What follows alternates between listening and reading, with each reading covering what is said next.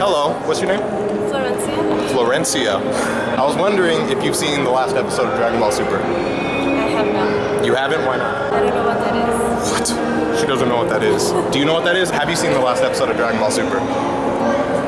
Do you even know what that is? No. I'm kind of offended by these girls. Valentine's. You guys have Valentine's? I don't. You don't? No. Do you? Okay. Both of them are my Valentines. Okay. We'll go on a date tonight, okay? Okay. Good? All right.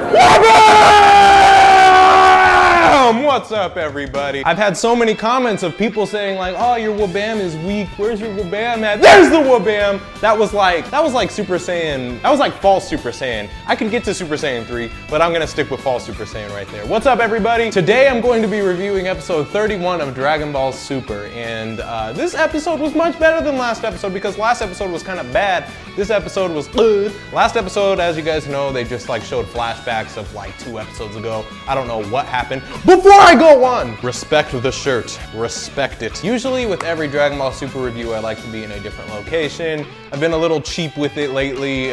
Today, I'm just at my house right now. I went out to go, you know, get the reaction or whatever, but fuck it, let's jump right in. Episode 31 of Dragon Ball Super. Happy Valentine's Day, everybody, by the way. If you weren't told that you're beautiful, then that sucks. Just kidding. I'm sure a lot of you guys are beautiful or whatever.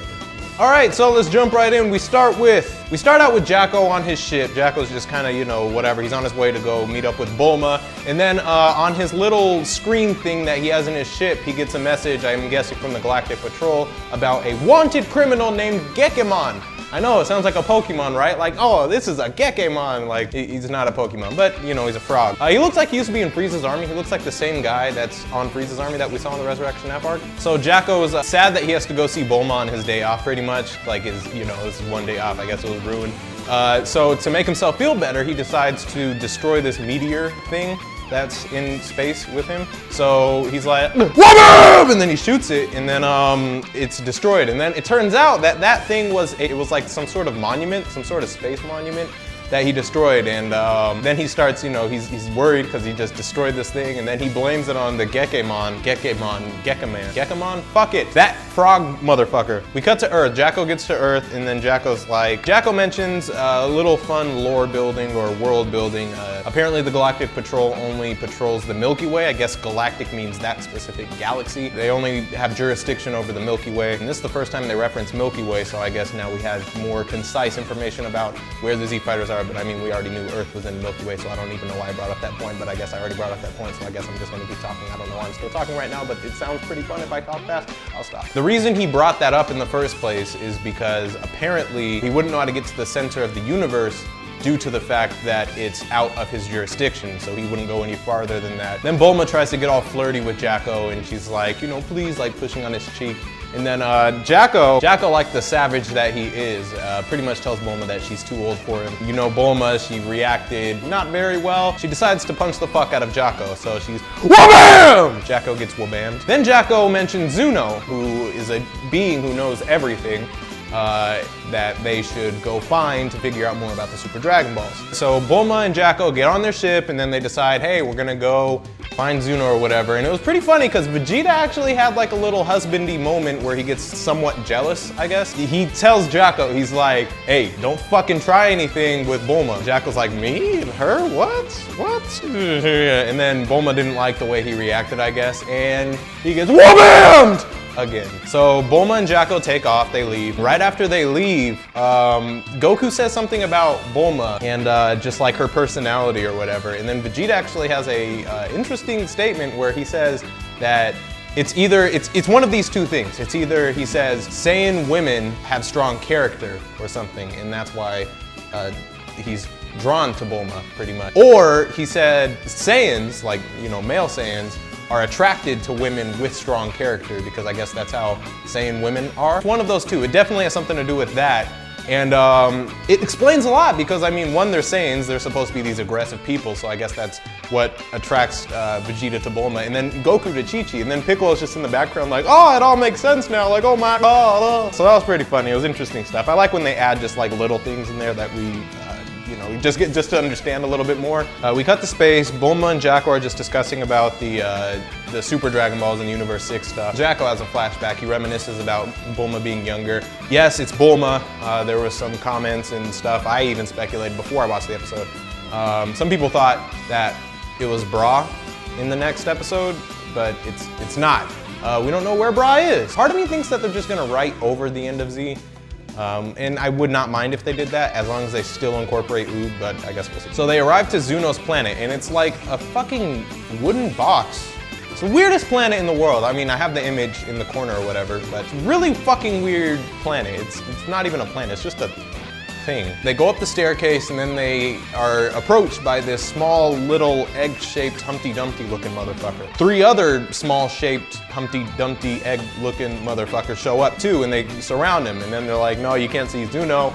If you wanted to schedule an appointment, you'd have to wait 7 years from now. And it's just like, oh my God, we can't wait 7 years. And then, lo and behold, Gekkeman, the frog-type Pokemon, shows up, and he's like, he gives Jaco a dirty look, and he's like, the fuck is this little motherfucker looking at?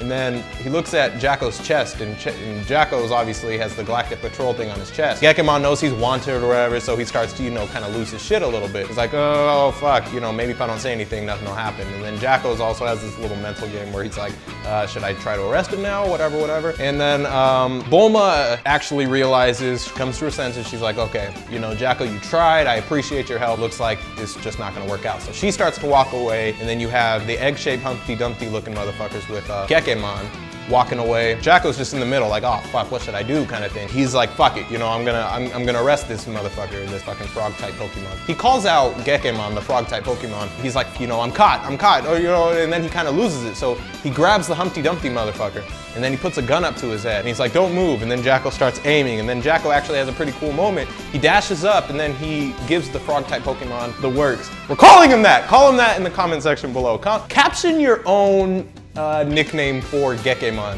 in the comment section below. One of Zuno's guys, you know, the Humpty Dumpty looking guys, one of them, the guy who got saved, was pretty much like, okay, you know, you just saved my life. So that indeed grants access for Bulma and Jaco to go see Zuno. We get there, and it turns out Zuno is just a very big version of those small Humpty Dumpty looking motherfuckers with the ears and stuff. To greet Zuno, you have to kiss him on the cheek, so Jaco kisses him on the cheek. Then he's like, okay, you're a male, so you get one question. You get one question answered, pretty much. Jaco just asks, let's test Zuno out.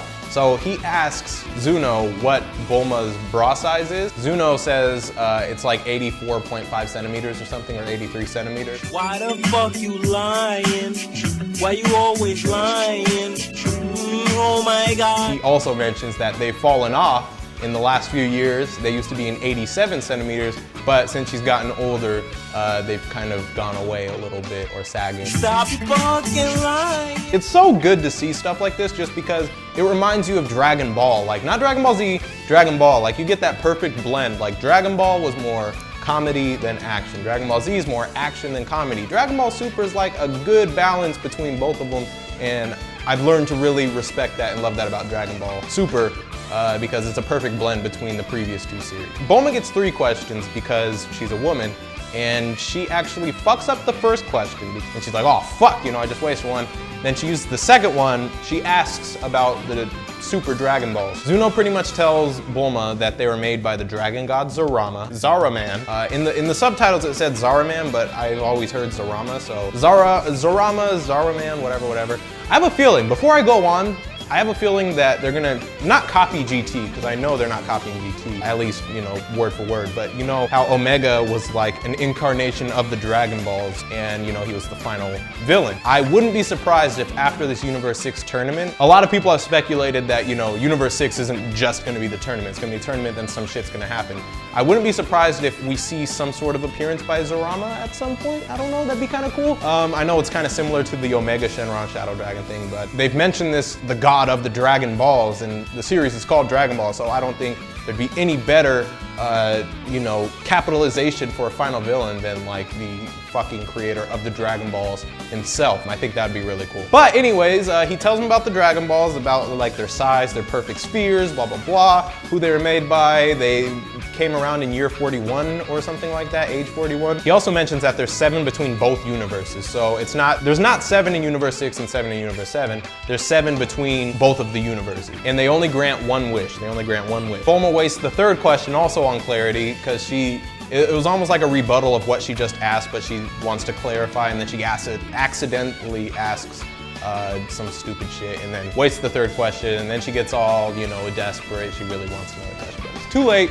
And then they take off, they go back to Earth. So Bulma and Vegeta are just drinking coffee, and then Jaco comes up and pretty much says that he's gonna try to watch the fight, the Universe 6, Universe 7 thing. Jaco decides to leave, and then Bulma approaches him with cheese and milk. I don't know if you guys have read the Jaco manga. I have, actually, one second. I don't know if you guys have read this manga, but it's really good. I highly recommend it, especially if you want to get insight prior to this episode. I recommend buying it to support the series, but I know how you guys are. You know, some of you guys low on money, blah, blah, blah. I'm low on money too, but it's only like 15 bucks that you can find it at a store, or I'm sure if you looked really hard, you could find it online somewhere, but I didn't send you there, okay? Jaco manga, read it, you'll understand a lot more about Jaco's character. It's a really fun read, and you get a prelude to the entire Dragon Ball series. So Jaco leaves, and then Vegeta asks Bulma, and this is more jealousy from Vegeta, like, did he try anything weird? And then Bulma gets like, you know, she's like, what do you mean weird? And then Goku is like, Goku and Jaco were talking off to the side before this, and Goku's like, just out of nowhere, you know, Goku just very blatant.